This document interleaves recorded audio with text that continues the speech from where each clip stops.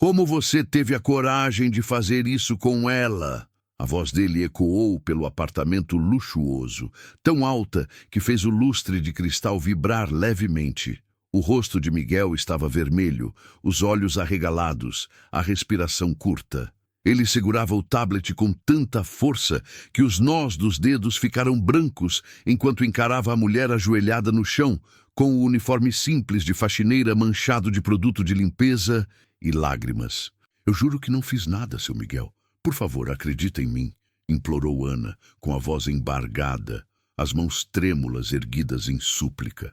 O chão de mármore gelado queimava seus joelhos, mas a dor maior vinha do peito, como se alguém estivesse apertando seu coração com força.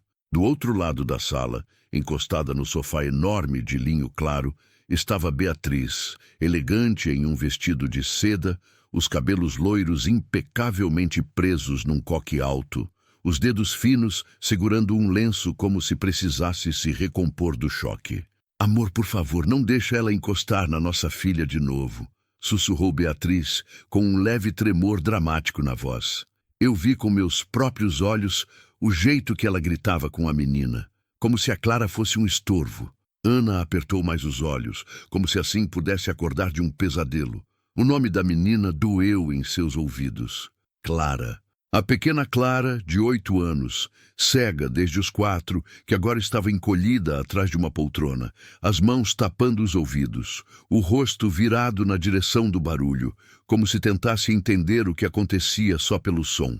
Clara, meu amor, Ana sussurrou, quase sem voz, sentindo um nó na garganta.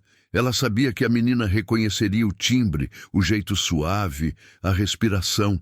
Sabia que ali, em algum ponto daquele silêncio tenso, o coração da criança a chamava de volta.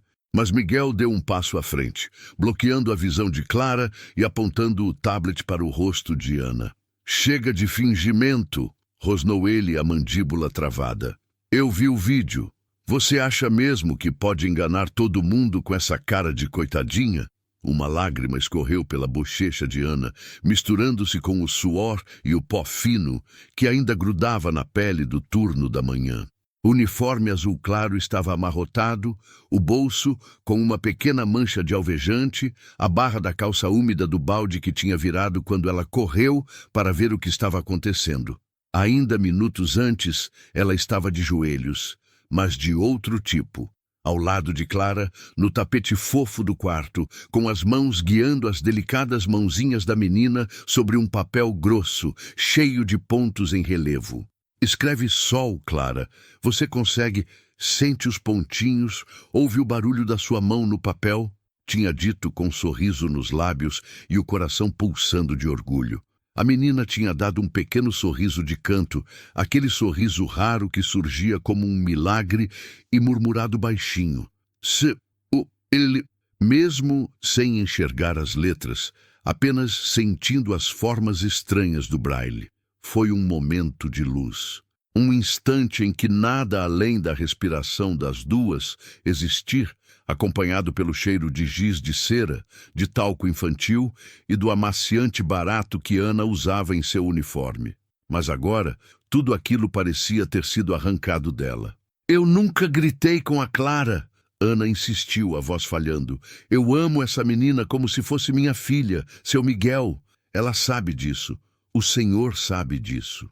A cozinha sabe disso. O cachorro sabe disso. Todo mundo aqui sabe, menos... Miguel lançou um olhar rápido para Beatriz, como se buscasse apoio nas pupilas claras da noiva. Ele estava cansado, muito cansado. Por trás da raiva havia olheiras profundas, um semblante abatido e a barba por fazer, que deixava a aparência antes impecável, um pouco mais humana, mais quebrada.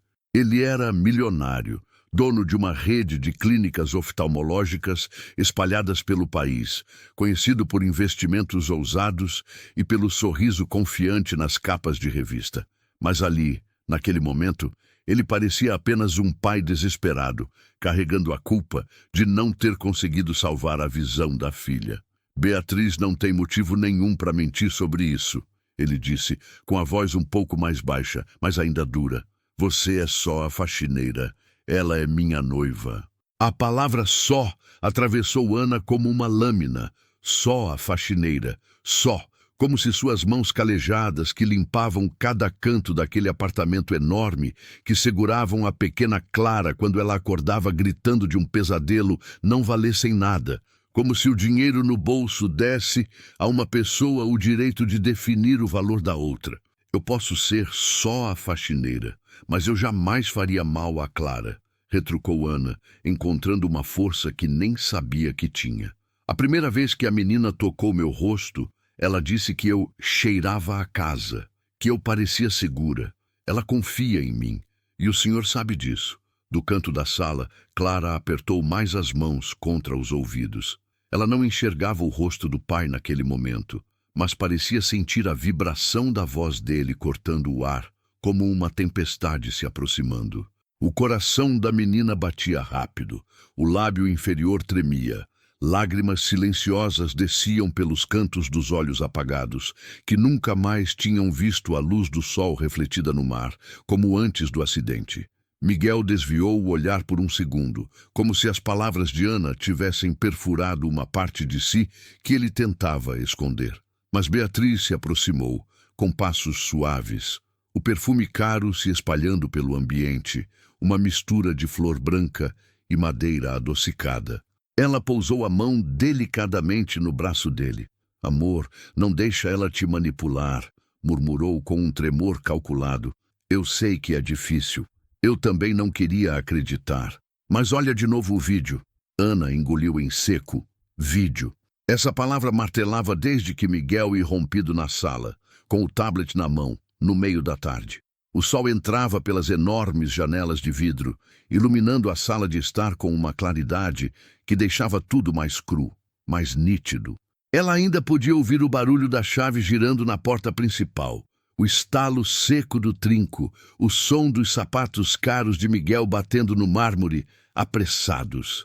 Tinha sentido um frio na barriga naquele instante, mas achou que era só medo de perder o emprego por qualquer bobagem. Não imaginava que seria acusada de algo tão monstruoso. Mostra para ela, Miguel, insistiu Beatriz, aproximando-se ainda mais, encostando o corpo magro no dele. Ela merece ver o que fez. Miguel apertou o botão na tela e o vídeo começou a rodar. Ana desviou o olhar, mas ouviu. Ouviu claramente a própria voz, distorcida e cortada, gritando: "Anda logo, menina! Você nunca faz nada direito! Abre essas mãos, inútil!" O som ecoou pela sala. No mesmo instante, Ana sentiu uma descarga de choque percorrer o corpo. As mãos gelaram, o estômago embrulhou. Ela sabia que nunca tinha dito aquilo, nem naquele tom, nem com aquelas palavras, mas ali estava.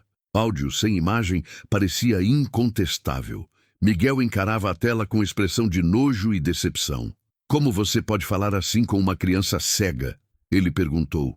A voz baixa, quase um sussurro de ódio. "Não fui eu", respondeu Ana, com os olhos marejados. "Isso aí tá cortado, montado. Eu não sei mexer nessas coisas. Eu nem sei como gravaram isso." Beatriz deu um suspiro teatral. "Eu deixei meu celular escondido na sala, amor", explicou, passando a mão no ombro de Miguel como se o consolasse. Eu vinha desconfiando do comportamento dela. Clara ficava tensa quando ela chegava perto, você mesmo percebeu. Eu só queria proteger sua filha." Ana arregalou os olhos. A memória dos últimos dias desfilou pela sua mente em flashes. Às vezes em que Beatriz passara pelo corredor enquanto ela ensinava Clara a sentir os objetos, o jeito como a noiva do patrão olhava para as duas com frieza, os comentários maldosos sobre o cheiro de desinfetante e sobre gente que não sabe seu lugar. Uma vez, Ana tinha ouvido Beatriz dizer ao telefone rindo: "Ele se apega fácil. É só alguém tratar a menina bem que ele acha que é um anjo na terra." Naquele momento, tudo fez sentido. "A senhora armou isso para mim", Ana murmurou, olhando diretamente para Beatriz. "A senhora tem medo que o Dr. Miguel confie em mim. Medo que ele veja quem a senhora é de verdade." O sorriso de Beatriz vacilou por um segundo, quase imperceptível. Mas logo ela recompôs a máscara de vítima indignada. Como você ousa falar assim comigo? Ela rebateu, ofendida. Eu poderia te processar por calúnia. Eu só quero o bem da Clara, coisa que você claramente não quer. Miguel levantou a mão, pedindo silêncio. O relógio caro em seu pulso brilhou sob a luz do fim de tarde, e o tic-tac ecoou no silêncio repentino da sala, como se cada segundo pesasse toneladas. Ele olhou para Ana por um longo momento. Por trás da fúria havia algo quebrado, algo que no fundo parecia pedir ajuda. Eu contratei você porque precisava de alguém de confiança, disse finalmente. Alguém que cuidasse da minha filha enquanto eu me virava para manter essa casa, essas clínicas, tudo funcionando. Eu confiei em você, Ana. Eu deixei você entrar na vida da Clara, entrar na nossa rotina. E agora descubro que pelas minhas costas você grita com ela, humilha ela. Ele respirou fundo, a voz falhando. Não posso permitir. Ana sentiu um desespero tão grande que tudo ficou meio desfocado por um instante. O barulho do ar-condicionado, o som distante da rua, o bater de asas de um passarinho lá fora, tudo se misturou. Ela pensou na mãe doente em casa, na periferia, deitada em uma cama simples, com o lençol já poído, respirando com dificuldade por causa do problema no coração. Pensou no irmão mais novo, Lucas, que trabalhava de noite numa padaria e de dia tentava fazer cursinho com os livros emprestados. Aquele emprego era a única coisa que mantinha a conta de luz paga, os remédios da mãe comprados, o arroz e o feijão na panela. E, além disso, havia Clara. A menina que tinha devolvido a Ana um tipo de amor que ela achava que nunca teria, depois de perder o pai num acidente de ônibus alguns anos antes. Seu Miguel... Ela começou com a voz implorante. O senhor me conhece. Eu chego antes do horário. Saio depois. Eu não reclamo de nada. Faço faxina. Faço comida. Fico com a Clara. Eu aprendi Braille no meu horário de almoço só para poder ensinar ela a ler com o dedo. O senhor já viu isso de perto? Lembra do dia em que ela reconheceu a palavra pai sozinha? O senhor chorou junto comigo. Isso não apaga o que eu ouvi nesse áudio, respondeu Miguel secamente. Eu não posso arriscar. Se for verdade, eu estarei expondo minha filha a uma agressora. Se não for, ele hesitou por um segundo. Se não for, o prejuízo é só perder uma funcionária. Não é uma escolha difícil. As palavras cortaram Ana como facas. Só perder uma funcionária. Ela sentiu as pernas fraquejarem, mas se manteve de joelhos, as mãos apoiadas no chão frio.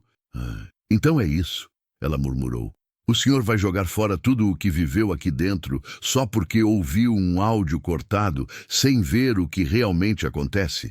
Vai acreditar em alguém que quase nunca está com a Clara, ao invés de quem conhece o jeito como ela respira quando tem medo, o jeito como ela aperta a barra do vestido quando está feliz? Clara, ouvindo o próprio nome, abriu lentamente os dedos que tapavam os ouvidos. O barulho da discussão fazia seu peito doer. Ela não entendia exatamente o que estava acontecendo, mas sentia.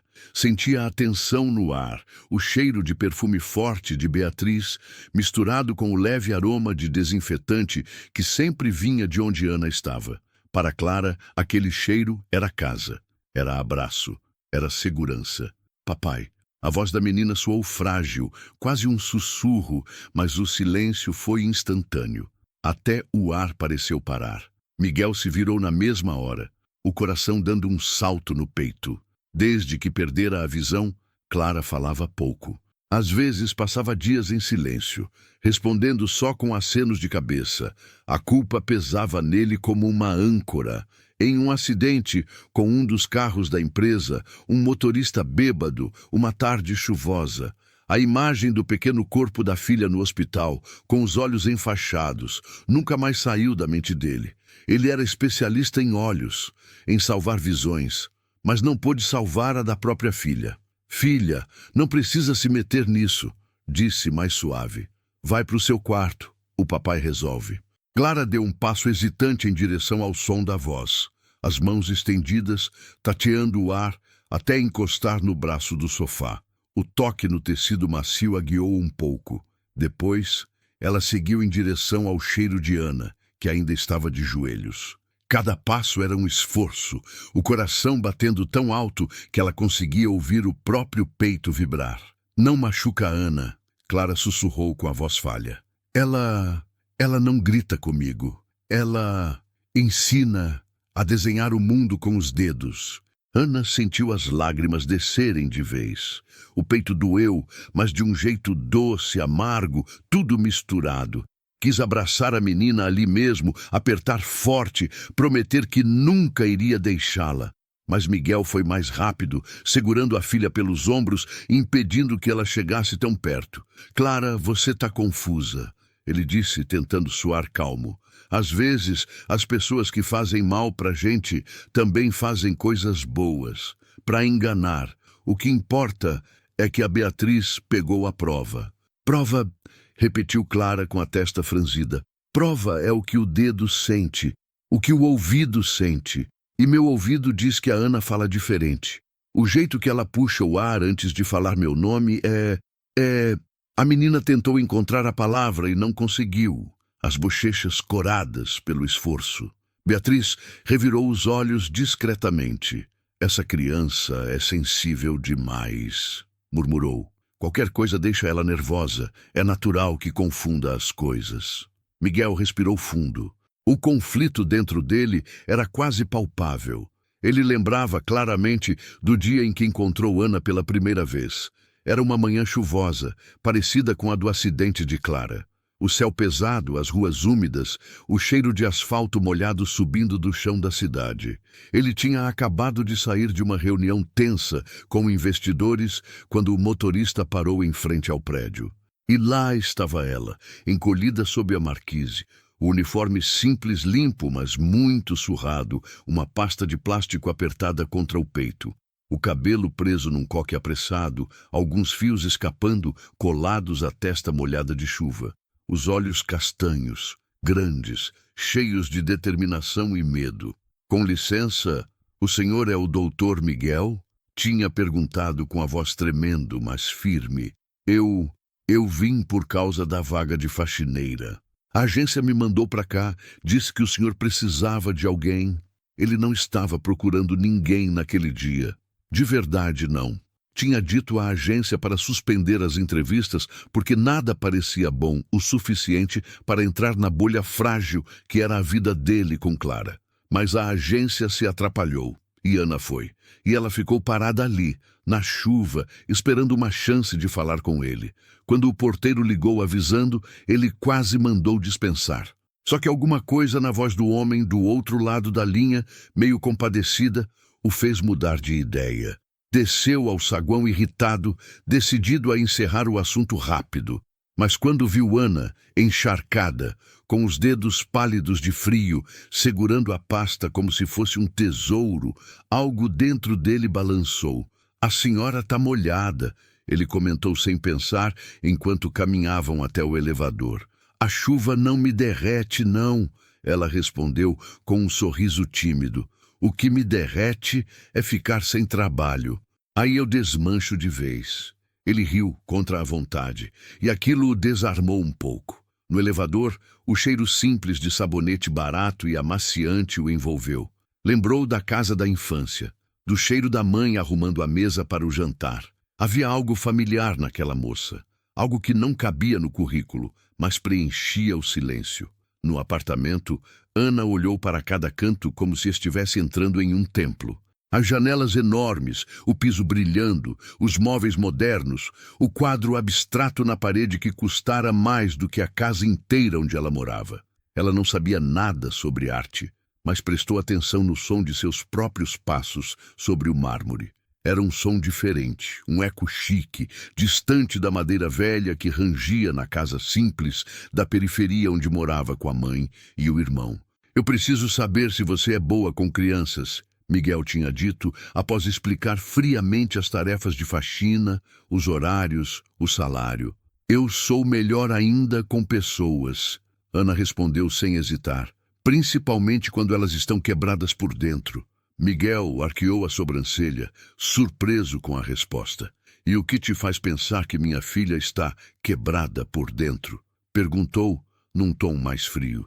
Ana engoliu em seco. Tinha falado demais, mas já que tinha começado, foi até o fim. O senhor acabou de dizer que ela não sai do quarto, que não come direito, que não fala quase nada e que não quer mais encostar nos brinquedos que gostava antes. Ela enumerou com calma, contando nos dedos. Isso é um coração quebrado. Não tem mop que limpe isso, mas tem gente que não desiste de tentar. Eu sou dessas. Miguel ficou calado. Era verdade. Ana ficou, e com o tempo foi ganhando pequenos espaços. No início, só limpava. Varvia os corredores largos, tirava o pó das prateleiras cheias de livros e troféus, lavava o banheiro de mármore com cuidado, esfregando cada canto, como se limpar a casa fosse também uma forma de tentar aliviar o peso no ar. Nos primeiros dias, via Clara só de relance. A menina passava, às vezes, abraçada a um bichinho de pelúcia, sempre com uma enfermeira ou uma terapeuta logo atrás, como uma sombra cuidadosa. Não olhava para ninguém. Os olhos mortos pareciam perdidos em um lugar onde ninguém mais podia alcançá-la. Até que, numa tarde, Ana estava na cozinha, lavando louça e cantarolando baixinho uma música simples que a mãe sempre cantava. Não eram letras de novela, nem nada famoso. Era só um mantra, quase algo sobre segurar a mão de quem a gente ama quando o mundo parece muito grande. Ela não percebia o quão alto estava cantando, até ouvir um som diferente na porta. Um leve arrastar de pés descalços no chão. Um respirar contido. Ela virou e viu Clara parada ali, a mãozinha apoiada no batente da porta, a cabeça levemente inclinada, como se fosse um pequeno passarinho tentando entender que som era aquele. Oi, princesa. Ana sorriu, enxugando as mãos apressada no avental. Quer entrar? A menina não respondeu, mas não foi embora. Ficou ali, parada, como se o corpo estivesse preso por fios invisíveis. Ana percebeu o medo, mas também algo mais, curiosidade. Ela voltou a lavar os pratos, mas continuou cantarolando. E de vez em quando parava e explicava o que estava fazendo em voz alta. Agora eu tô esfregando o prato fundo, dizia. Ele faz um barulho diferente, ó.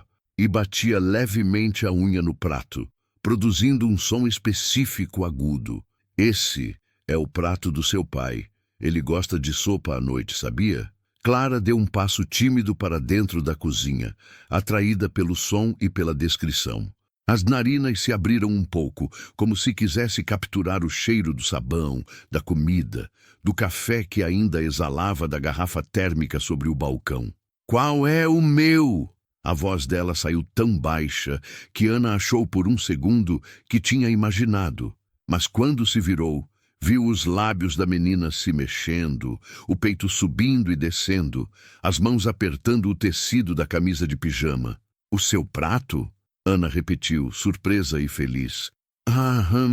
Clara assentiu, quase imperceptível. Ana secou outra vez as mãos e abriu o armário com cuidado, descrevendo tudo. Tem vários pratos aqui, disse. Tem um com flores, um liso, um com um desenho que parece um foguete. Mas o seu é esse aqui, ó.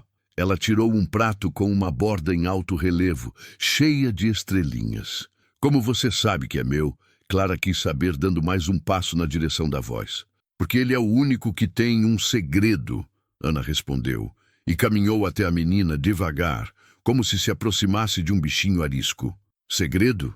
O rosto de Clara se iluminou um pouco, apesar da opacidade dos olhos. Ana tomou cuidado ao pegar as mãozinhas da menina. Eram pequenas, frágeis, mas quentes. Guiou os dedos dela até a borda do prato e a fez deslizar devagar. Sente os relevos? Perguntou. São estrelinhas. 1, 2, 3. Foi contando, deixando Clara acompanhar com as pontas dos dedos. C-E-U, murmurou a menina sem perceber, lembrando de alguma coisa. Isso, céu, Ana confirmou com a voz suave. A sua mãe escolheu esse prato para você. Ela dizia que você era a estrelinha dela. Clara engoliu em seco. O nome da mãe não era muito pronunciado ali. Tinha ido embora cedo demais, num parto complicado, deixando a menina com o pai e um vazio enorme na casa.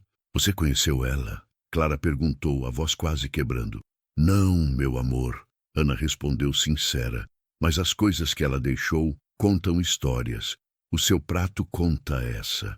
Clara ficou em silêncio, sentindo as estrelinhas sob seus dedos, como se fossem pequenos pontos de luz. Ali, pela primeira vez em muito tempo, ela sentiu algo parecido com um fio de conexão entre o passado e o presente, entre a mãe que nunca conheceu e a mulher de voz suave que a guiava agora. Depois desse dia, Clara passou a aparecer mais na cozinha. Primeiro em silêncio, só ouvindo. Depois fazia perguntas. Que barulho é esse? É a água fervendo. E esse? É o liquidificador. Parece um trovão dentro de casa, né? E esse cheiro? Cheiro de bolo de fubá. Tem coisa mais gostosa. Ana descrevia tudo como se contasse histórias. O barulho da faca cortando legumes virava ritmo de bateria. O chiado da carne na frigideira parecia fogos de artifício. O cheiro de alho e cebola no óleo quente era um abraço de vó. Clara ouvia, cheirava, tocava quando podia. Cada dia, um sentido diferente era convidado a brincar. Miguel, no começo, observava de longe. Ficava na porta, sem ser visto, olhando Ana e Clara pela moldura da cozinha. Não queria admitir, mas sentia algo estranho no peito. Um misto de alívio e ciúme. Alívio por ver a filha reagindo. Ciúme por não ser ele a conseguir aquilo. Ele, o pai, o milionário, o homem acostumado a resolver tudo com dinheiro, contratos e médicos renomados, não tinha conseguido arrancar um simples sorriso de Clara nos últimos meses. Mas aquela faxineira, com mãos de dona de casa, voz de gente simples, estava conseguindo. Numa noite ele entrou na cozinha sem anunciar. Clara estava sentada em uma cadeira alta, os pés balançando no ar, enquanto Ana segurava uma colher de madeira na mão da menina e mexia juntos uma panela de brigadeiro. O cheiro doce enchia todo o ambiente. Cuidado para não ficar muito grumos, hein, chefe Clara? Ana dizia, rindo. Grumos, repetiu Clara, saboreando a palavra como se fosse uma bala nova. O que está acontecendo aqui? Miguel perguntou, com um tom meio brincalhão, meio desconfiado. Ana se sobressaltou, mas logo sorriu. A gente está fazendo sobremesa para o senhor, ela respondeu. Mas o segredo é que a Clara mexeu mais do que eu. Miguel olhou para a filha. Clara tinha um ligeiro sorriso no canto da boca e um respingo de chocolate na ponta do nariz. Ele sentiu um nó na garganta. Clara, você está cozinhando? Perguntou aproximando-se. Eu tô fazendo o brigadeiro mais lisinho do mundo, ela disse, orgulhosa. A Ana falou que cozinhar é uma forma de desenhar com cheiro e gosto. Miguel encarou Ana. Havia nos olhos dele um agradecimento que ele não conseguia traduzir em palavras. Ela respondeu com um aceno discreto e voltou a mexer a panela junto com Clara. A partir daí, o vínculo entre as duas só cresceu. Ana passou a dividir o tempo entre a faxina rigorosa e as pequenas aulas com Clara. Percebeu que a menina tinha um talento especial para perceber o mundo com os dedos e com os ouvidos. Começou então a trazer, escondido na bolsa simples, folhas de papel mais grossas, barbantes, botões, grãos de feijão. O que é isso? Clara perguntou ao ouvir o leve som dos objetos batendo contra a mesa do quarto. É o seu novo caderno de desenho, Ana respondeu. Mas aqui você não vai desenhar com lápis, vai desenhar com as mãos. Ela amarrou barbantes em formas de casa, de árvore, de cachorro, colou em folhas de papelão. Depois, deixou Clara percorrer cada contorno com os dedos, devagar. Isso é um... A menina franziu a testa. Parece uma casa. Tem um quadrado grande e um triângulo em cima. Muito bem, Ana exclamou. Isso é sua casa. A sua casa desenhada em relevo. Clara sorriu, mais abertamente desta vez. A minha casa não tem triângulo em cima, ela disse com sinceridade. O telhado aqui é reto. A gente mora num lugar moderno, o papai diz. Ana riu. Então, da próxima vez, a gente desenha a sua casa moderna. Mas agora sente isso. Pegou outra folha com a forma de um olho gigante feito em fio. O que é? Clara quis saber. Ana hesitou. Sabia que aquele assunto era sensível, mas decidiu arriscar. É um olho, respondeu suavemente. Um olho grande. Clara ficou em silêncio. Os dedos, no entanto, obedeceram ao convite silencioso e começaram a contornar o desenho. Primeiro as pálpebras, depois o círculo da íris, depois o pequeno ponto no meio que representava a pupila. Ele é grande demais, a menina resmungou tentando brincar para disfarçar o incômodo. Parece um olho de monstro. É o olho do mundo, Ana disse. É o jeito como o mundo olha para você. Mas, sabe, ela baixou a voz, inclinando-se mais perto.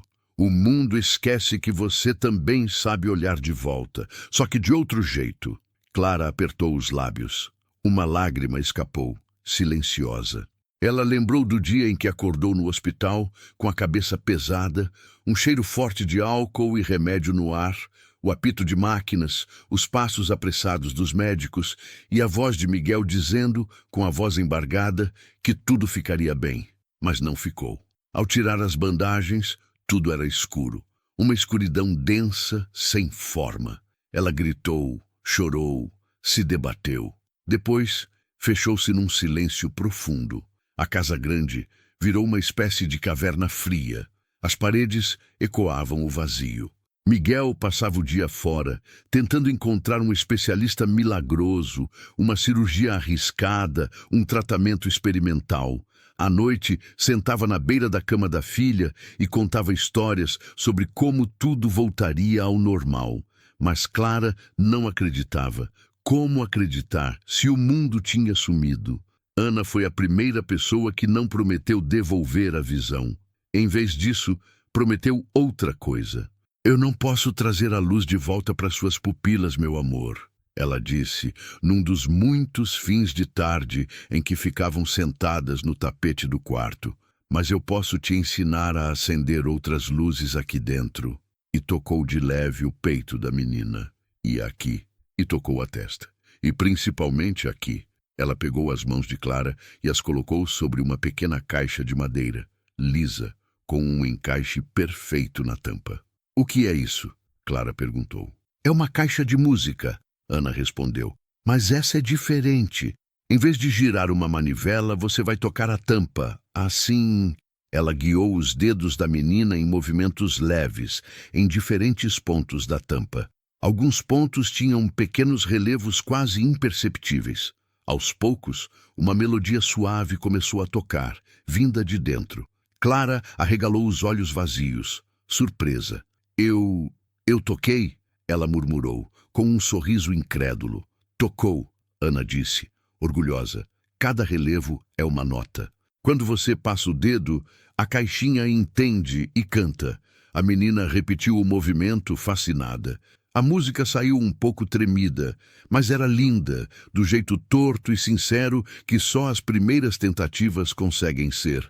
Dali em diante, Ana percebeu que Clara tinha um talento. Não era só sensibilidade, era algo mais profundo. A menina não apenas tocava a caixa, como entendia instintivamente a relação entre a disposição dos relevos e o som produzido. Começou a pedir para mudar a posição de alguns pontos. E se esse aqui vier para cá? Ela perguntava, buscando com os dedos. Ana anotava tudo. Desenhava em um caderno, depois lembrava de contar para Miguel, que sempre parecia muito ocupado, mas ouvia com atenção, mesmo de longe. Um dia, Ana tomou coragem e comprou, num bazar de igreja, uma velha máquina de escrever, dessas pesadas, com as teclas gastas. Pagou em 2 vezes, do pouco dinheiro que ganhava ali, mas sentiu que valia a pena. Levou a máquina embrulhada num lençol e deixou escondida no quartinho de empregada. Em uma noite, quando Miguel tinha saído para um evento com Beatriz e Clara estava especialmente inquieta, Ana trouxe a máquina para o quarto da menina. O que é isso? Clara perguntou, ouvindo o barulho metálico suave. É uma máquina de escrever, Ana respondeu. Com ela, a gente consegue colocar o que você sente no papel, em forma de código. Não é braille ainda, mas é o começo. Ela pegou as mãos de Clara e as guiou sobre as teclas. Cada tecla tem uma letrinha, explicou, e elas fazem um som quando você aperta O e pressionou uma delas. O tec seco ecoou, seguido do leve deslizar do mecanismo interno. Clara sorriu. Parece um passarinho batendo o bico numa grade, ela disse. Então, vamos fazer música de passarinho com palavras. Ana sugeriu. Você me fala o que está sentindo e a gente escreve. Clara hesitou, mas aos poucos começou a falar. Falou de medo, de raiva, de solidão. Falou do cheiro do hospital, do barulho dos sapatos dos médicos, da voz do pai tremendo. Ana, paciente, transformava tudo em frases simples e deixava a menina bater nas teclas, uma a uma, sentindo a vibração sob os dedos, decorando o som de cada letra. Com o tempo, Clara começou a associar certos conjuntos de sons a palavras que lhe eram caras. Pai, mamãe, baunilha, céu, música, Ana. Miguel, sem que elas soubessem, um dia ficou parado do lado de fora da porta semi-aberta, ouvindo o som ritmado das teclas e a voz da filha, mais viva do que em qualquer sessão de terapia. Sentiu o peito aquecer e uma culpa profunda o corroer por não estar ali desde o começo, por não saber chegar na filha como Ana sabia. A admiração pela funcionária começou a crescer, silenciosa, escondida atrás de um rosto sério de patrão. Ele passou a observar mais. Notava o jeito como Ana, mesmo cansada, depois de esfregar o piso até brilhar, ainda tinha energia para sentar no tapete e brincar de adivinhe o objeto com Clara. Colocava diferentes coisas nas mãos da menina. Uma laranja, uma chave, um pedaço de seda, um cubo de gelo dentro de um pano. Sente o peso, a textura, a temperatura, dizia. O mundo está inteiro aí. Não importa se os olhos não ajudam mais. Os outros sentidos dão conta. E Clara, devagarinho, começou a acreditar. Um dia, Miguel entrou na sala e encontrou Ana com Clara no colo, as mãos das duas sobre o tampo da velha caixa de música. Aqui, ó, esse pontinho é o começo, dizia Ana. É como o primeiro passo numa rua nova. E esse aqui, guiou os dedos alguns centímetros para frente. É a curva da rua. Aí você decide, vira ou segue. Eu quero seguir, murmurou Clara. Miguel ficou ali, imóvel. A voz de Ana falava de pontos de música, mas, para ele, parecia falar de algo bem maior, das escolhas que não tinha tido coragem de fazer com a própria vida. A morte da esposa o deixara preso a uma culpa sem nome. Casou-se com o trabalho, com a necessidade de provar ao mundo que ainda era o grande Dr. Miguel, brilhante e bem-sucedido. Beatriz surgiu em um desses eventos glamurosos, uma presença linda, segura, sempre com a palavra certa para encantá-lo. Mas em casa, a forma como ela olhava para Clara era distante, como se a menina fosse um estorvo inevitável no pacote. Ele fingiu não ver. Fingiu por muito tempo, até o dia do vídeo, até a tarde em que foi avisado por mensagem de que algo muito grave estava acontecendo. Beatriz tinha escrito com emojis de choro que estava preocupada com a filha dele, que tinha ouvido gritos. Mandou o áudio como prova. O coração dele gelou. O mundo ficou turvo. Voltou para casa na mesma hora, largando contratos, médicos, investidores. É assim que se chega àquela sala, àquele momento, ao tablet nas mãos, a voz de Ana distorcida, as lágrimas de Clara, as palavras cortantes que agora ecoavam, violentas. Você está demitida, Ana, Miguel disse finalmente, com uma frieza que não condizia com o caos interno. Quero suas coisas fora da minha casa ainda hoje. E não chegue perto da Clara nunca mais. A respiração de Ana falhou. Não, sussurrou Clara, num choro que pareceu rasgar o ar. Não tira a Ana de mim, papai. Por favor. Beatriz se inclinou, abraçando Miguel pela cintura. Você está fazendo certo, murmurou, enquanto o corpo dele inteiro parecia enrijecer. Ela é perigosa. Gente assim é especialista em se fazer de vítima. Ana ficou de pé com dificuldade. As pernas tremiam. Olhou uma última vez para Clara, que tateava o vazio, desesperada, tentando encontrar a figura que a cheirava à casa. Eu nunca vou te machucar, meu amor, Ana disse com a voz firmemente suave, mesmo com o peito despedaçado. Se algum dia você lembrar de mim e pensar em coisas ruins, ouça seu coração. O coração não tem edição de áudio. Ela virou as costas, caminhando em direção à porta. Cada passo era pesado, o uniforme esfregando nas pernas, o som dos tênis simples fazendo um leve chiado no mármore. Pegou a bolsa velha no canto do corredor, o zíper já falhando, o tecido desbotado. Dentro, o salário ainda nem tinha caído, mas havia algo mais precioso. O caderno cheio de anotações sobre os exercícios com Clara, esboços de brinquedos táteis, ideias de novas caixas de música. Segurou o caderno com força, como se segurasse a própria alma. Ao abrir a porta, o ar de fora bateu em seu rosto. Era um ar diferente, com cheiro de rua, de escapamento de carro, de cachorro molhado lá embaixo, de comida de algum vizinho. Uma gota fria caiu em sua testa, depois outra. Quando ela se deu conta, a chuva tinha começado, fina, gelada, insistente. Perfeito, pensou, amarga. O céu parecia chorar junto. Desceu as escadas com dificuldade. O elevador estava demorando e ela não aguentava ficar ali, presa, sentindo o peso daquele apartamento nas costas. Cada lance de escada era uma lembrança apertando seu peito. O dia em que Clara a chamou de minha Ana, sem querer, o primeiro brigadeiro. A primeira vez que a menina correu sozinha pelo corredor, contando os passos e arrastando os dedos na parede. O primeiro, eu confio em você, sussurrado, quase sem voz. No saguão, o porteiro levantou os olhos do celular e arregalou os olhos ao ver Ana encharcada, com os olhos vermelhos. Dona Ana, aconteceu alguma coisa?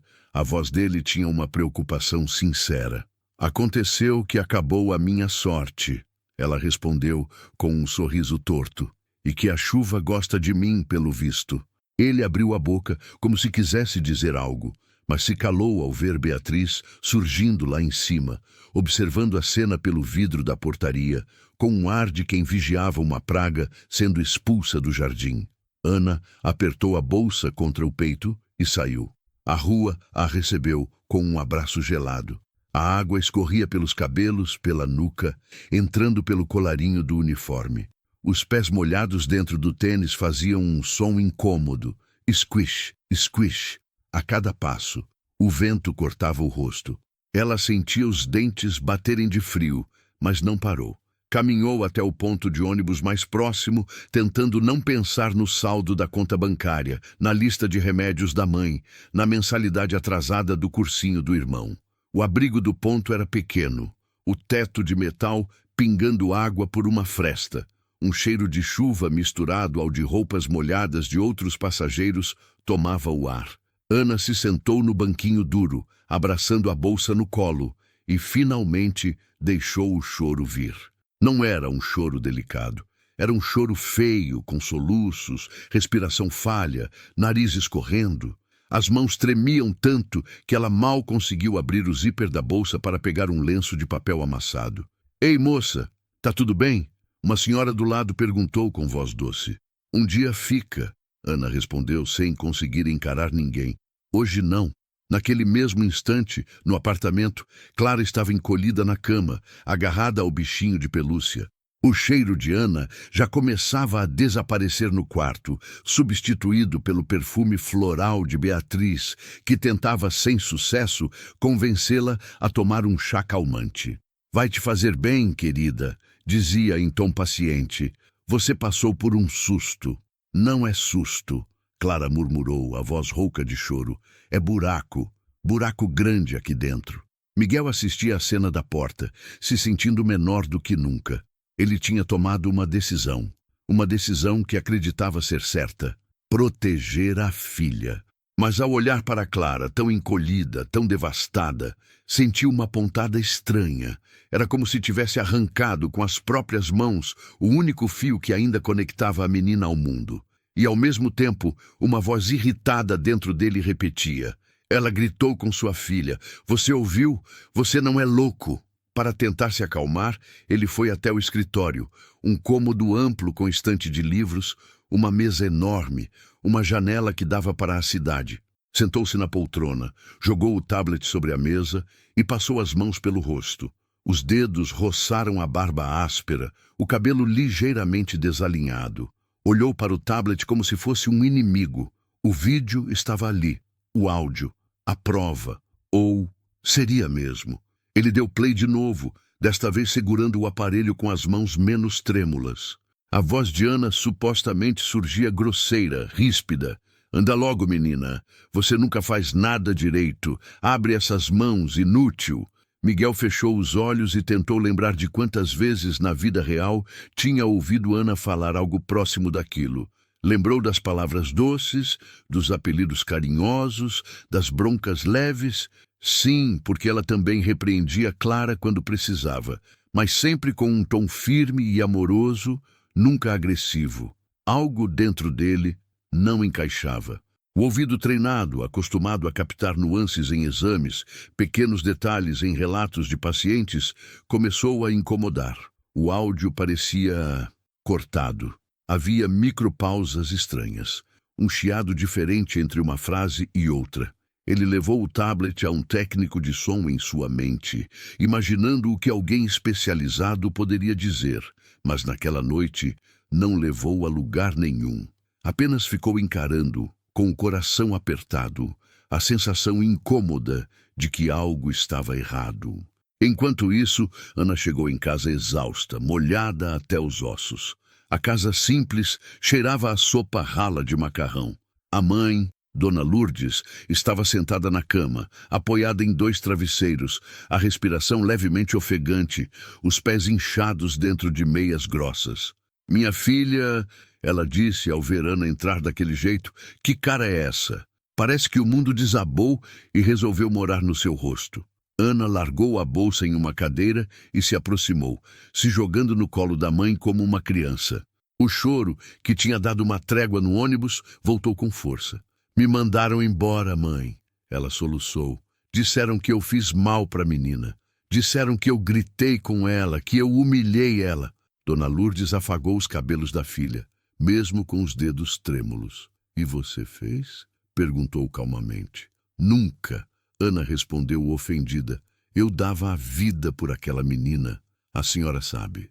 Então, se acalma. A mãe disse, com a sabedoria simples de quem já viu muita coisa. A verdade é teimosa. Pode demorar, mas aparece. Ana respirou fundo, tentando acreditar. Mas a realidade do bolso pesava. Sem aquele salário, tudo viria abaixo. E a dona Clara? Perguntou Lucas, o irmão mais novo, surgindo na porta do quarto com um caderno de estudos na mão. Tinha olheiras, o uniforme da padaria ainda cheirando a pão, açúcar, café. É só Clara, Lucas, corrigiu Ana automaticamente. E ela ficou lá, sem mim. O pensamento doeu mais do que a própria demissão. Enquanto Ana tentava dormir naquela noite, ouvindo o barulho distante de moto passando na rua, um cachorro latindo, o vento batendo na janela, Clara passava os dedos pela borda do prato de estrelinhas, sozinha em seu quarto caro. Cada pontinho em relevo parecia agora mais frio. A casa enorme, silenciosa, cheirava a desinfetante caro, mas faltava o cheiro de sabonete simples de Ana. Ana, Clara murmurou, abraçando o travesseiro, não me deixa no escuro sozinha. O sono não veio nem para uma, nem para a outra.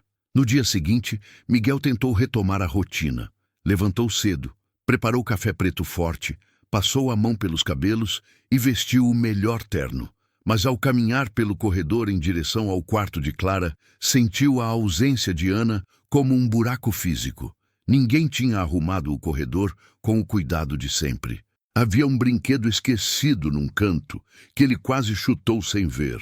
O tapete estava um pouco fora do lugar. Pequenas coisas, quase invisíveis, mas que criavam uma sensação de desordem. Clara estava sentada na cama, abraçada ao bichinho, o rosto voltado para a janela, como se esperasse ouvir algum som conhecido vindo de fora. Bom dia, filha, ele disse, tentando soar animado. Bom dia. Ela respondeu sem entonação. A Beatriz vai te acompanhar hoje nas atividades, Miguel avisou. Ela disse que vai ler histórias para você, fazer exercícios que a terapeuta passou. Clara não respondeu. Lembrava das histórias de Beatriz, sempre as mesmas, lidas em voz alta, sem paciência para perguntas. Não eram como as histórias de Ana, cheias de cheiros, sons, texturas. E a Ana? Perguntou, ainda que já soubesse a resposta. A Ana não trabalha mais aqui, Miguel respondeu, sentindo um peso enorme ao dizer aquelas palavras. Eu precisei tomar uma decisão difícil. Difícil para quem? A menina retrucou com uma lucidez cortante. Porque para mim ficou fácil. Ficou tudo escuro de novo. Ele engoliu em seco, quis dizer algo, qualquer coisa, mas não conseguiu. Apenas se aproximou, beijou a testa da filha e saiu, com o coração apertado. No caminho para o trabalho, dentro do carro preto com vidros escuros, o mundo passava lá fora em flashes. Pedestres apressados, vendedores ambulantes, crianças indo à escola com mochilas coloridas. Miguel olhava, mas não via. A mente dele estava presa no tablet, no áudio, no olhar de Ana, no choro de Clara. Ao chegar na clínica principal, foi recebido por cumprimentos, apertos de mão, bom dias enfáticos. Passou pela recepção, pelo corredor cheirando a álcool e desinfetante hospitalar e entrou em seu consultório. As paredes brancas, os aparelhos modernos, os diplomas emoldurados, tudo ali era a prova de seu sucesso. Mas, naquele dia, nada disso parecia importar. No meio da manhã, entre um exame e outro, ele recebeu uma mensagem de Beatriz. Amor, Clara já está mais calma, eu tô cuidando de tudo. Depois te mando um vídeo dela, tá? O coração dele aliviou um pouco. Talvez estivesse exagerando. Talvez o apego de Clara a Ana fosse apenas por hábito. Crianças se adaptam, costumam dizer. Mas quando o vídeo chegou, algo dentro dele despertou de vez. No vídeo, Clara estava sentada na sala, com uma expressão vazia. Beatriz, em frente a ela, lia um livro infantil. A voz era monótona, sem mudança de tom. Miguel apertou o play e ouviu por alguns segundos. Depois, sem saber por quê, voltou ao áudio da suposta agressão de Ana. Colocou um fone de ouvido, aumentou o volume, fechou os olhos. Foi então que percebeu. Entre uma frase e outra dos gritos havia um leve ruído diferente, como se o ambiente mudasse, como se alguém tivesse cortado e colado pedaços de falas, montando uma frase que nunca existiu de verdade. Não era um especialista, mas também não era burro, e conhecia o som da casa, os ecos, a acústica dos cômodos. Ali, naquele áudio, algo não batia com a realidade. O sangue de Miguel gelou. Uma lembrança veio à tona. Um dia, alguns meses antes, ele tinha chegado em casa mais cedo e pegado Beatriz mexendo no celular com um aplicativo de edição de vídeo aberto. Na época não deu importância. Ela disse que estava brincando de fazer reels para o Instagram. Riu, fez pose, mostrou filtros bobos, ele não ligou.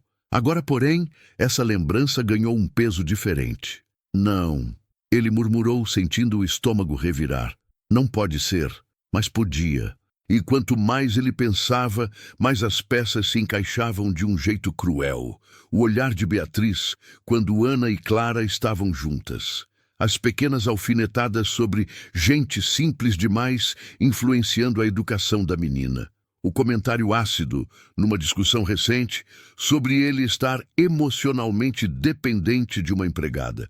De repente, o milionário, tão acostumado a controlar tudo, percebeu que tinha sido manipulado, e o preço dessa manipulação tinha sido a felicidade frágil da filha. A raiva subiu, quente como fogo. Ele levantou abruptamente da cadeira, derrubando algumas folhas sobre a mesa. Doutor Miguel, tudo bem? A secretária apareceu na porta, assustada. Cancela os pacientes do resto do dia, ele disse apressado. É urgente, preciso resolver uma coisa agora. O caminho de volta para casa pareceu mais longo do que o normal. O coração batia forte, as mãos suavam, a cabeça fervilhava. Chegando ao prédio, mal cumprimentou o porteiro e subiu as escadas como se o elevador fosse lento demais. Entrou no apartamento sem bater. O som de risadas artificiais ecoava da sala. Beatriz estava deitada no sofá, mexendo no celular, enquanto Clara ficava sentada num canto, mexendo distraidamente num boneco sem muita convicção. A TV estava ligada em um programa qualquer, alto. Amor, Beatriz se levantou surpresa. Você chegou cedo. Aconteceu alguma... Miguel levantou a mão pedindo silêncio. O olhar dele, antes dócil com ela, agora era duro, frio. Mesmo assim, por baixo da raiva, havia dor, muita dor. Beatriz, ele disse, a voz firme, eu preciso saber uma coisa, e quero que você olhe nos meus olhos e responda a verdade. Ela franziu a testa, rindo, tentando levar na brincadeira. Que seriedade, meu Deus! Até parece que está no tribunal, respondeu, caminhando na direção dele com os braços abertos. Ele recuou um passo. Você editou aquele áudio? Perguntou sem rodeios. O sorriso de Beatriz congelou no rosto. Os olhos dela piscaram rápido. Um rubor súbito subiu pelo pescoço. Que áudio! Ela tentou num tom inocente demais. O áudio em que a Ana supostamente grita com a Clara, ele replicou, sem desviar o olhar. Você editou, cortou, colou, montou frases que ela nunca disse? Clara, ao ouvir o nome de Ana, levantou a cabeça. A tensão no ar era palpável. Beatriz cambaleou em palavras. Amor, eu gravei porque eu estava preocupada, respondeu agarrando-se ao próprio discurso. Eu ouvi a Ana falando num tom esquisito e... Eu analisei o áudio, Beatriz. Ele a interrompeu. Os ruídos de fundo mudam de uma palavra para outra. A ecoacústica é diferente, e eu conheço a voz da Ana, conheço as pausas dela, o ritmo, e, acima de tudo, conheço a minha filha. Ela nunca ficou com medo da Ana. Ela só ficou com medo quando você me mostrou aquilo. Então, vou perguntar de novo. Você editou o áudio? Um silêncio pesado caiu. O tic-tac do relógio da parede parecia mais alto. Beatriz engoliu em seco. Os olhos dela brilharam, mas não de arrependimento. Era raiva, era medo de perder o controle. Eu fiz o que precisava ser feito, ela disse finalmente, deixando cair a máscara de vítima. Você estava obcecado por aquela mulher. Ela mandava na rotina da casa mais que eu. Qualquer coisa era a Ana isso, a Ana aquilo. Até a sua filha só falava nela. Eu não ia deixar uma faxineira se meter entre a gente. Miguel sentiu o mundo girar. Se meter entre a gente, repetiu indignado. Ela estava ajudando a Clara a viver, a sair da escuridão. E eu, Beatriz retrucou, eu faço o quê? Eu fico aqui batendo palma para sua devoção por uma empregada? Você não percebe? Ela estava te manipulando. Quem está manipulando quem aqui? Ele rebateu, apontando para o celular dela, que ainda estava na mão. Você cortou a voz de uma pessoa honesta para transformar em monstro. Você destruiu a confiança da minha filha só para manter o seu lugar nessa casa. Clara respirava pesado. Cada frase parecia bater nela como uma onda. Até que, de repente, algo dentro dela quebrou. Eu não quero você aqui, a menina disse com uma firmeza que surpreendeu até a si mesma. Beatriz se virou, chocada. O quê? Gaguejou. Eu não quero você aqui, repetiu Clara, a voz mais alta. Você não cheira a casa. Você cheira a mentira. Miguel fechou os olhos por um segundo, engolindo o choro. A filha, que falava tão pouco, acabara de dizer exatamente o que ele sentia e não tinha tido coragem de admitir. Beatriz, ele voltou-se para a noiva. Você cruzou uma linha que eu não posso aceitar. Não é sobre mim, é sobre a Clara. Eu posso me enganar, posso aguentar muita coisa, mas ninguém machuca minha filha. Faça suas malas, agora. Ela arregalou os olhos. Você não pode fazer isso comigo, gritou. Depois de tudo o que eu fiz por você, por essa casa, por essa família. O que você fez foi me afastar da única pessoa que estava ajudando a Clara de verdade. Miguel respondeu, a voz tremendo de raiva. Você foi cruel, Beatriz. Cruel com uma criança cega, que só queria um porto seguro, e cruel com uma mulher que só tinha esse emprego para sustentar a família. Eu não quero esse tipo de gente ao meu lado. Vá embora. Beatriz olhou em volta como se buscasse apoio nas paredes brancas, nos móveis caros, em qualquer coisa, mas não havia nada. Só o silêncio acusador. Você vai se arrepender, sibilou finalmente com os olhos estreitos. Vai ver que essa devota aí não é essa santa toda. E quando perceber, vai ser tarde demais. Miguel não respondeu. Apenas a observou sair furiosa, batendo portas, arrastando malas, derrubando um vaso no caminho.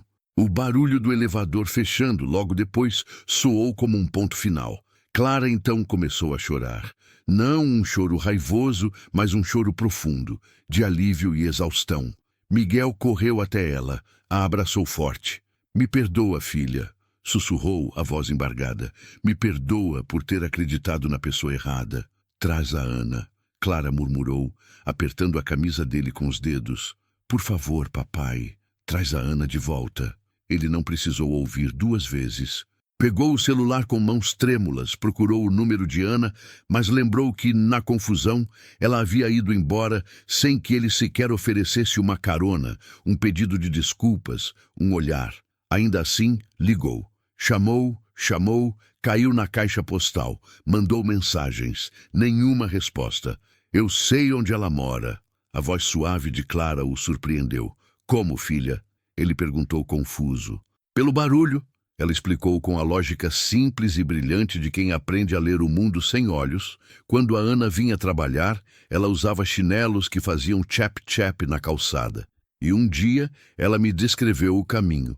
Falou do cheiro de padaria que tem na esquina, dos ônibus que fazem barulho de freio mais alto, das árvores com passarinhos. Se você me deixar ouvir a rua, eu posso te dizer em qual ponto a Ana sobe. Miguel ficou em silêncio. O coração acelerou. A ideia era louca e, ao mesmo tempo, fazia todo sentido. Então vamos caçar esse barulho de chap-chap, ele disse com um sorriso emocionado. As horas seguintes foram uma mistura de investigação e amor. Miguel levou Clara de carro com cuidado pela cidade. Deixou os vidros um pouco abaixados para que ela pudesse ouvir e cheirar. Aqui tem cheiro de gasolina forte, ela dizia, franzindo o nariz. Não é aqui. Em outro ponto, aqui tem cheiro de pão, e eu ouço um sino pequeno, deve ser a padaria. Ela sorriu, mas o barulho dos ônibus é menor. Ainda não. Até que num ponto mais afastado, com uma árvore frondosa balançando ao vento, Clara pediu. Para aqui, papai. Tem certeza? Ele perguntou. Tem cheiro de pó de café e sabão em pó, ela respondeu. E eu ouço um cachorro latindo como o da dona Ana contou. Ripéis, ela inclinou a cabeça concentrada. Ouve? O barulho do chinelo chap-chap. Miguel acalmou a respiração e prestou atenção. E, de fato, ouviu. Passos apressados, arrastando chinelos de borracha no asfalto molhado. Ele saiu do carro e olhou. Ela estava lá. Ana, com um uniforme simples trocado por uma calça jeans gasta e uma blusa desbotada, voltando do mercado com 2 sacolas de plástico nas mãos.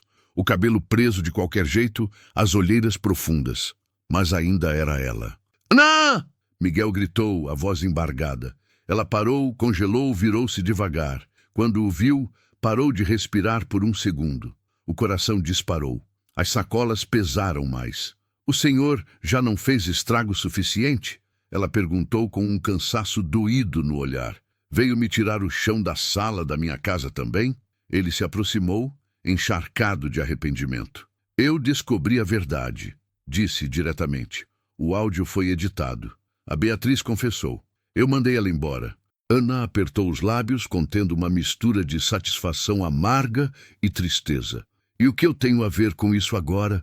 Perguntou. Meu nome já foi jogado na lama. A Clara já foi machucada. Eu já fui chutada para fora na chuva. O senhor demorou. Eu sei, Miguel respondeu, sentindo o peso de cada palavra. Eu fui covarde. Eu fui injusto. Eu não ouvi meu coração, nem a Clara. Eu deixei meu medo falar mais alto. E com isso, quase perdi as 2 pessoas que mais importam na minha vida. 2? Ana arqueou a sobrancelha. A minha filha e você, ele disse sem rodeios dessa vez. O silêncio que se seguiu foi cortado apenas pelo som de um ônibus freando e pelo latido distante de um cachorro. O peito de Ana apertou. O senhor está confundindo gratidão com outra coisa, ela retrucou, tentando manter uma distância segura. Eu sou só a faxineira. Ele deu um passo à frente, os olhos brilhando. Você é a mulher que devolveu a luz para a vida da minha filha, mesmo sem devolver a visão, corrigiu. Você é a pessoa que transformou um prato de estrelinhas em história, uma caixa de música em esperança, uma máquina de escrever velha em terapia. Não é só nada, aquele só de antes agora queimava na memória dele. A Clara tá no carro? Ana perguntou, a voz quebrando. Tá, ele respondeu, e ela quer falar com você. Quer te pedir para voltar. Eu também. Nós dois queremos. Ana olhou para a sacola de mercado, para a rua simples, para a vidraça quebrada de uma casa ali perto, para a janela da própria casa, onde a cortina surrada balançava com o vento. Pensou na mãe, no irmão, nas contas. Pensou na dor de voltar para o lugar onde tinha sido humilhada. Mas, acima de tudo, pensou em Clara, sozinha naquela casa grande, tentando tocar o mundo sem quem lhe ensinasse os relevos. Se eu voltar, não vai ser como antes, ela avisou firme. Eu não aceito mais ser tratada como só a faxineira. Eu sou cuidadora da Clara, eu sou professora dela, eu sou parte da vida dela. E da minha, Miguel completou num impulso. Não fala isso se não for aguentar até o fim. Ana respondeu com um meio sorriso triste. Coração de gente simples não tem proteção contra gente rica. Ele respira fundo, se aproxima mais um passo. Eu não sei quanto tempo vai levar, nem como a gente vai lidar com tudo, ele admite. Mas eu sei que, se estiver tentando, quero tentar com você do lado, como pai da Clara, como homem. Ana sente um calor estranho subir pelo peito. Não é só emoção, é medo, é desejo. É esperança. Atrás dele, Clara abre a porta do carro com dificuldade ouvindo a conversa. Ana, a menina chama, a voz cheia de lágrimas contidas. Ana não segura mais. Deixa as sacolas no chão, corre até Clara e a abraça com força, levantando-a um pouco.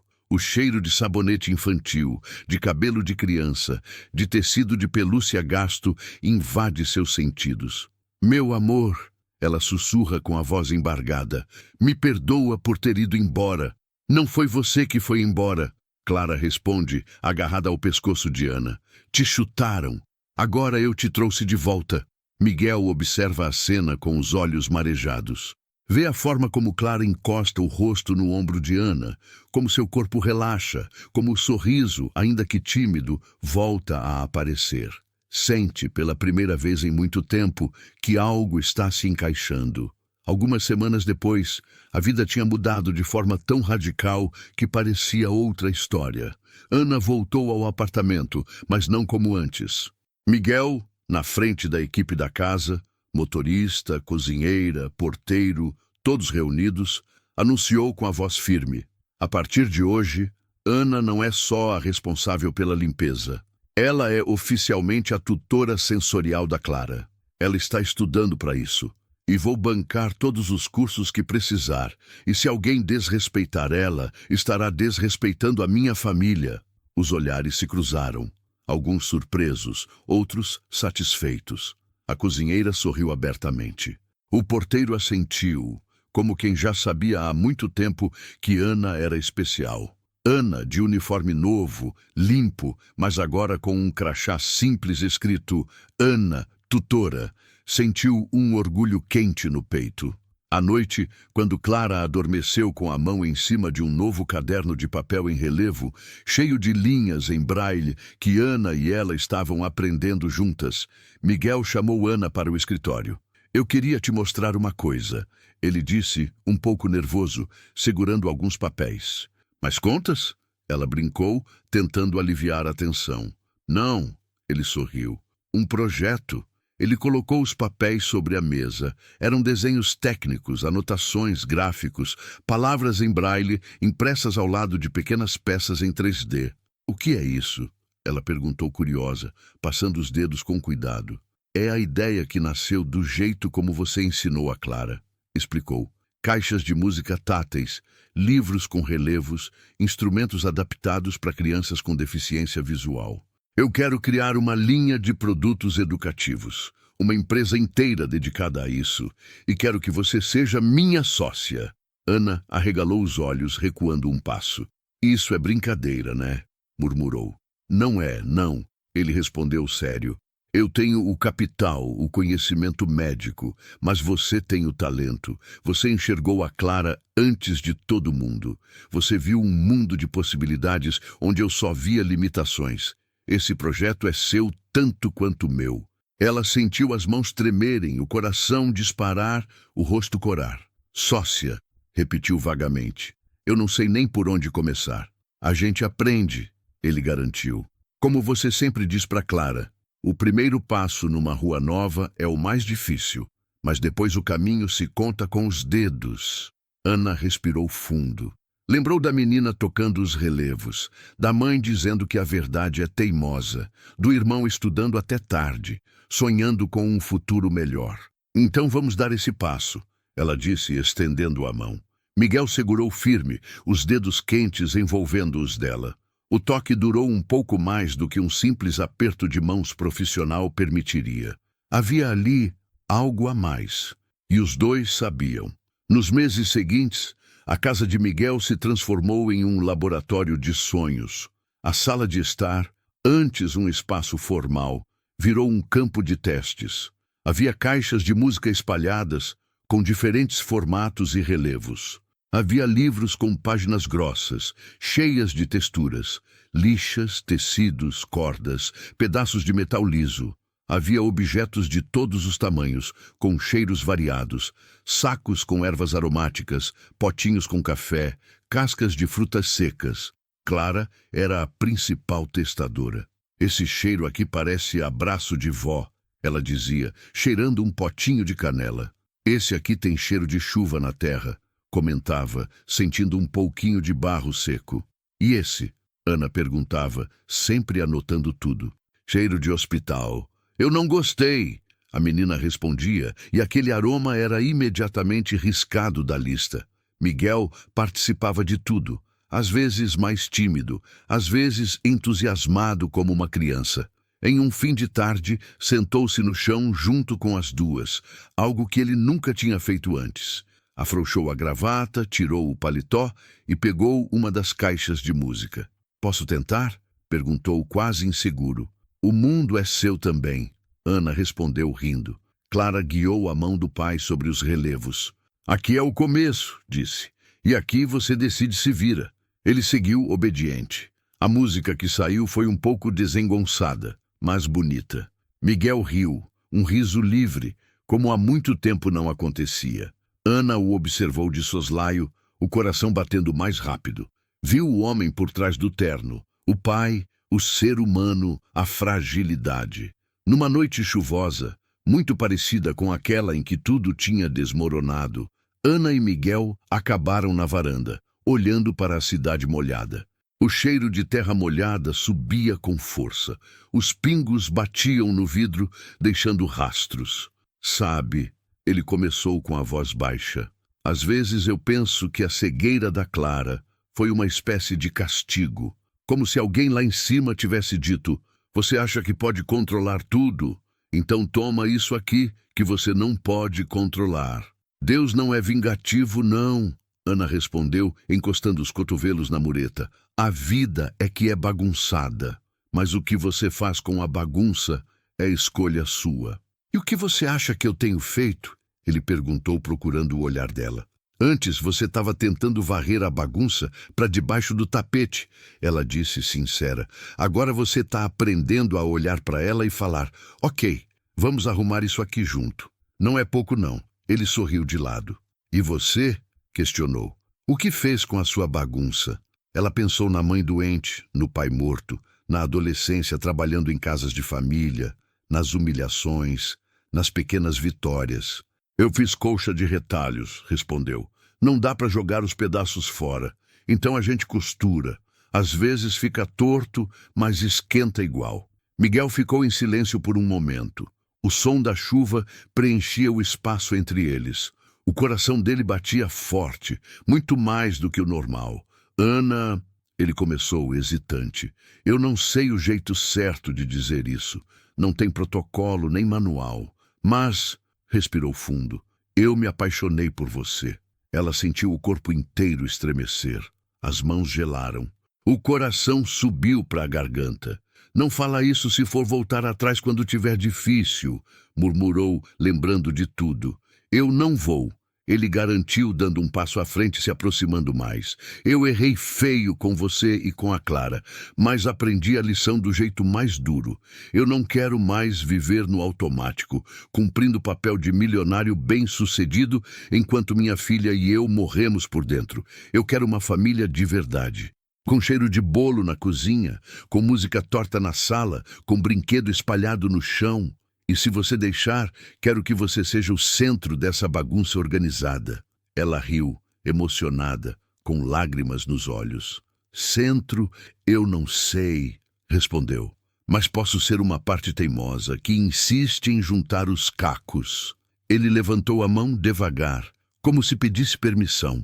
Tocou o rosto dela com a ponta dos dedos, sentindo a pele quente, úmida de chuva e lágrimas. Ela fechou os olhos, inclinando-se levemente no toque. O beijo foi delicado, sem pressa, cheio de cuidado. Não era cena de filme, com trilha sonora perfeita. Era a vida real, com barulho de trânsito ao fundo, cheiro de chuva e um cachorro latindo no prédio ao lado. E exatamente por isso era perfeito. Dentro do quarto, Clara, que fingia dormir, sorriu ao ouvir o som abafado das vozes na varanda. A mudança na respiração de Ana quando ficava nervosa, o tom diferente na voz do pai. O mundo, que um dia tinha sido só escuridão, agora era cheio de sons bons, de cheiros bons, de toques que contavam histórias. Anos depois, a pequena empresa de produtos sensoriais criada por Miguel e Ana se tornou referência. Escolas especializadas, hospitais, famílias de todo o país começaram a usar as caixas de música, os livros em relevo, os jogos de textura. Em cada produto havia um pequeno símbolo, um prato de estrelinhas. Era a assinatura de Clara, que cresceu mais confiante, estudou, virou musicista e educadora.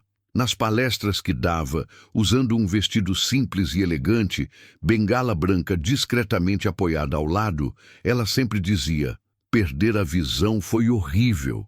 Eu não romantizo isso, mas o que meu pai e a Ana fizeram foi me mostrar que não era o fim do mundo. Era o começo de outro jeito de ver, e esse jeito... Ela sorria tocando de leve o peito. Esse jeito aqui ninguém tira. No fundo da plateia, muitas vezes, Miguel e Ana assistiam de mãos dadas, com os olhos marejados. Eles sabiam o quanto de dor tinha sido necessário para chegar ali. Sabiam o preço de uma mentira, o peso das decisões erradas. Mas sabiam, principalmente, o poder de um talento descoberto na sala de uma casa, entre uma faxina e uma aula improvisada. O talento de transformar dor em ponte, de transformar vazio em música, de transformar uma faxineira em muito mais. Em mãe, em sócia, em amor da vida. E toda vez que Clara terminava uma apresentação tocando aquela velha melodia da primeira caixa de música, agora reproduzida em um piano especialmente adaptado, que ela mesma ajudou a desenhar, Miguel sentia de novo o mesmo arrepio daquele dia em que flagrou Ana ensinando sua filha cega a desenhar o mundo com os dedos. Foi ali que tudo mudou. Foi ali que o milionário, finalmente, aprendeu a enxergar.